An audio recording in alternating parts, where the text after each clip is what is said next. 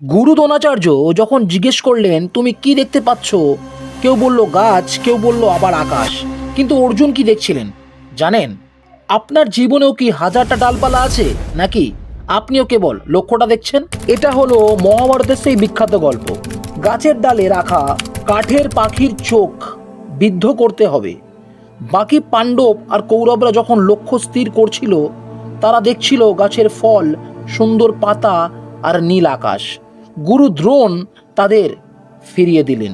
কিন্তু যখন অর্জুনের পালা এলো, তিনি বললেন, গুরুদেব, আমি কোনো গাছ দেখছি না, কোনো পাখিও দেখছি না, আমি শুধু দেখছি ওই পাখির মাঝখানের কালোর বিন্দুটি।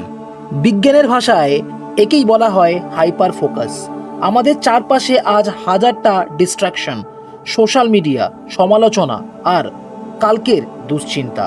এই হাজারটা ডালপালার ভিড়ে আমরা আমাদের আসল লক্ষ্যটাই হারিয়ে ফেলি। মনে রাখবেন, লক্ষ্য অর্জনের জন্য গায়ের জোরের চেয়ে চোখের স্থিরতা বেশি প্রয়োজন।